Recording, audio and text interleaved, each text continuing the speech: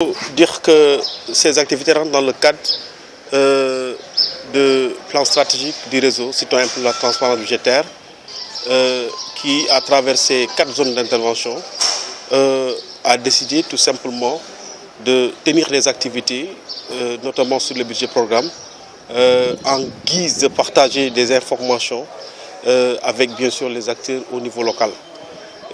Alors, comme vous pouvez le voir, hier nous avons démarré avec un atelier de formation sur le budget programme parce que justement c'est un concept nouveau qui a été adopté en janvier, le 1er janvier 2020 et que c'est un concept qui n'est pas très bien compris, qui n'est pas très bien encore maîtrisé. Même les acteurs étatiques aussi sont dans cette situation. Mais nous étant en fait organisation de la société civile, nous avons pensé qu'il serait effectivement intéressant d'aller auprès justement des citoyens qui exercent justement des actions de contrôle budgétaire et contrôle bien sûr des activités relatives au budget au niveau local, de venir d'abord les former sur le budget programme, de mettre à leur disposition des outils qui leur permettent de pouvoir continuer, faire correctement leur travail. C'est pourquoi nous avons pensé justement faire cette formation. Nous avons invité un expert en la matière, vraiment qui, toute la journée hier, a tenu justement à leur parler du budget programme depuis sa conception, son élaboration, sa mise en œuvre et le suivi.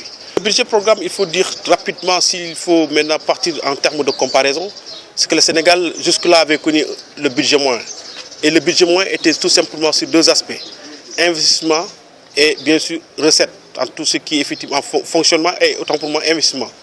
Et donc il y avait simplement un seul coordonnateur, ordonnateur de crédit, c'était le ministère des Finances.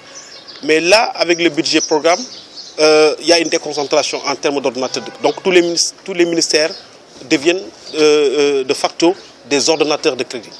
Et deuxièmement également, les ministères maintenant parlent en termes de programme. Donc chaque ministère peut avoir de 1 jusqu'à 9 programmes. Mais c'est des programmes qui sont conçus en fonction bien sûr des objectifs qui sont déjà tracés. Donc chaque programme à côté, il y a des objectifs déjà identifiés, mais également des indicateurs associés pour après à terme évaluer si effectivement ces résultats ont été atteints. Donc ça devient un budget axé sur le résultat. On recherche la performance. Avec ce budget programme, on met plutôt l'accent sur la performance, sur les résultats. Donc les ministres sont assignés effectivement à exécuter les programmes en fonction des objectifs déjà identifiés, mais également avec les indicateurs associés.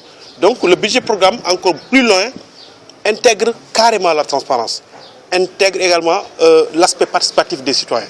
Donc tous les citoyens devront avoir un œil vraiment sur comment le budget est mis en œuvre. Et à chaque fois qu'ils le comprennent, ils sont effectivement en droit de demander et de poser des questions. Autre chose également en termes de contrôle, les pouvoirs de l'Assemblée nationale sont renforcés. L'Assemblée nationale peut à chaque moment demander effectivement si tel programme a été bien exécuté, oui ou non. Donc ces pouvoirs de contrôle sont renforcés.